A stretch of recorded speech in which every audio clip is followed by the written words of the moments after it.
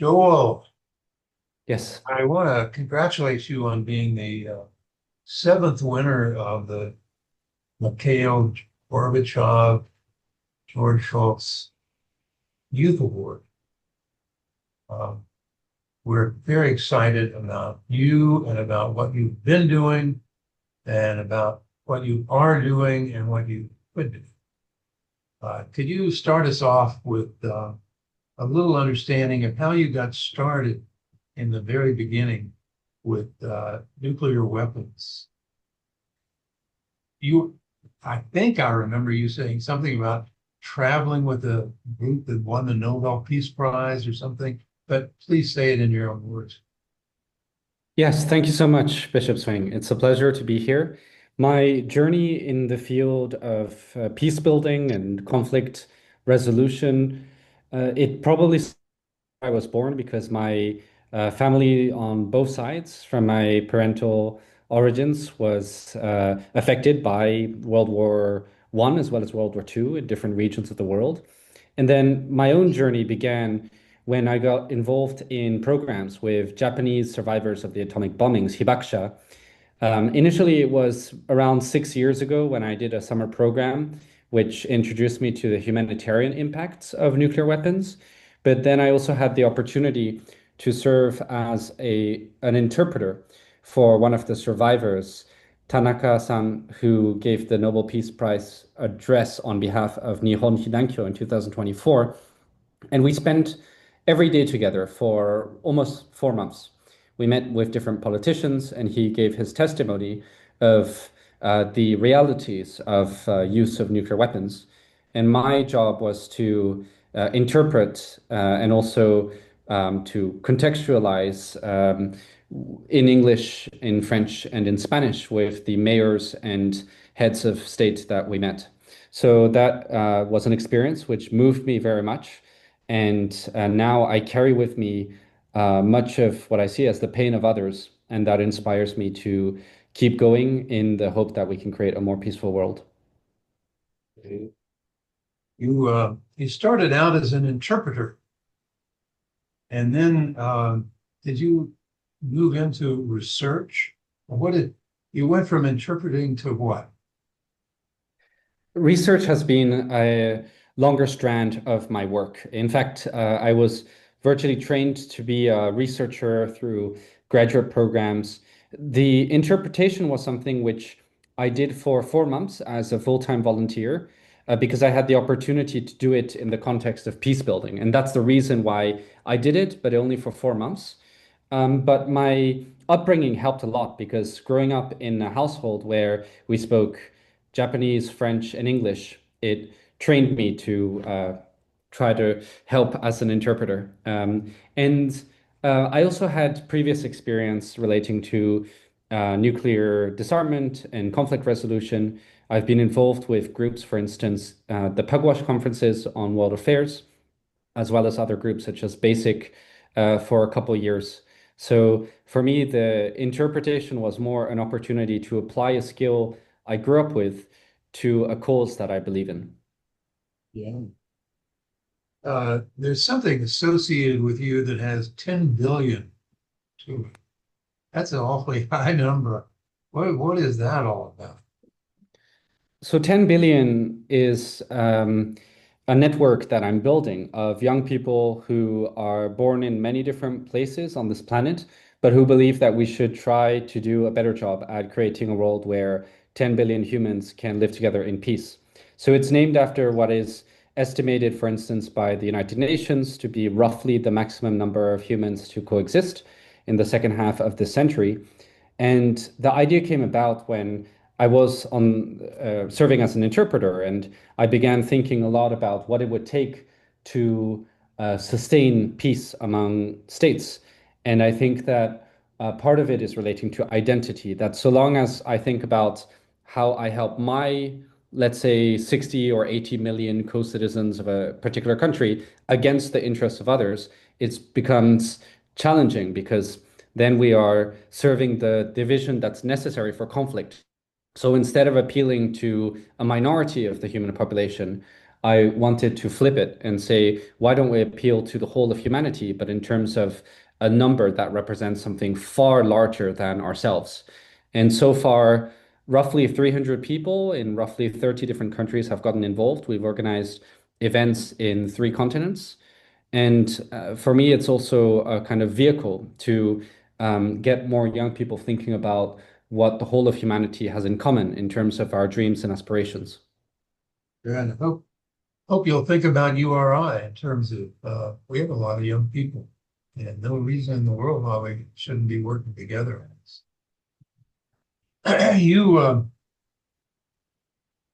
You're in Geneva right now, I believe, Yes, and you're dealing with AI. yes, Uh, could you say a little bit about that? That sounds interesting. yes. So I'm currently at the AR for Good Summit, also the Global Dialogue on AR Governance. And I'm participating in several events. They're relating to youth participation in these international processes, but also questions surrounding the risks to peace, because the technologies are advancing far faster than our ability to develop shared knowledge on what is happening and what the consequences are. So I'm here both as a researcher and in some sense also as an activist, and I'll be speaking at an event tomorrow on the politics of knowledge and who should be allowed to decide what kind of knowledge we have access to as humanity. And it's been a very inspiring time so far because in just a couple hours of being there, one meets people from many different backgrounds, nationalities, career tracks who have converged upon some similar challenges of how we understand what's happening in the private development of powerful technologies. So there's also other people present who are relatively young and who have been working on peace building and disarmament. You want to give us a précis of what you're going to be saying, Mark? We promise not to publish it. Yes, so the most simple point I would like to make is that when we speak about artificial intelligence, we focus very often on what the AI can do. There are entire research teams that are trying to benchmark how much AI capabilities are increasing. And I think this is the misleading measure. What we should instead be focusing on is how much we as humanity can do. Are we able to lift people out of poverty? Can we understand how these technologies work? Are we able to use these new instruments to solve old problems? The measure of success is not what AI can do, it's what we as humans can do. Yeah. So you started out as an interpreter and then a researcher. What are you now? If you can describe yourself. The most important development might be that as we continue to climb one mountain, we have to inspire people to go with us. So that is the role of a storyteller, and also to teach what we have learned along the way. And I think my role is similar in that there are things I do virtually alone. For instance, I can pursue research, I can run different types of simulations, but the most important work I do is to tell stories about the future and how much better our future lives can be if we cooperate and we share knowledge, and also to try to distribute knowledge. I had a mentor, Shoshana Zuboff, who told me a very wise saying about how we change the world. And she said, 3 steps: acquire knowledge, distribute knowledge, organize people around that knowledge. So I think that much of what I must do is along those lines. Yeah. Um, you're quite a traveler. You're a researcher, interpreter, a traveler, and where are you located now? What are you doing? Yes, I've been located in Jakarta, Indonesia for a few months, where I work mostly on regional cooperation and integration in Asia. So my training academically is as an economist, And one way that I try to use this is to think about what are the rules of the game or the incentives and the mechanisms that we can develop to try to align even the worst of human behaviors. So part of it is inspired by much of what I studied about economic integration in Europe after World War II, but I think it's also relating to um, essentially clarifying what is in the self-interest of our community, whichever national community that might be, which also happens to be in the interest of other neighboring communities. So a concrete example would be a regional fund for cybersecurity, where there are many technical details relating to cybersecurity that we don't have to go into, but justifying why it is in the interests of the wealthiest countries to ensure that the least developed countries are able to upskill and to level up in terms of their cybersecurity capabilities. That is something which is not evident to policymakers. So part of my role is to try to um, also bring out the enlightened self-interest. And there's a difference between making a proposal and the proposal being implemented, but I try to do what I can where I am with what I have. Yeah. And you have three parts to your name. Can you explain where the three parts came from? Yes, so I have a French name, Joël, a Japanese name, Naoki, a Spanish name, Ernesto, and then I also have a Japanese surname and a German surname. And it's relating to my parents' vision of my life that my father is from France. Well, he's from the French-German border region, and my mother is from Japan, and they met in China. And then I was born in the Netherlands, and I spent my second half of my childhood in Germany. And so there was this long strand of trying to weave together different cultures and countries. And that's represented by the choice before I was born about the name to give me. Yeah, is that Alsace-Lorraine? That's correct. Boy, that's where my father comes from. Went over there a couple of years ago. Very impressed. And beautiful.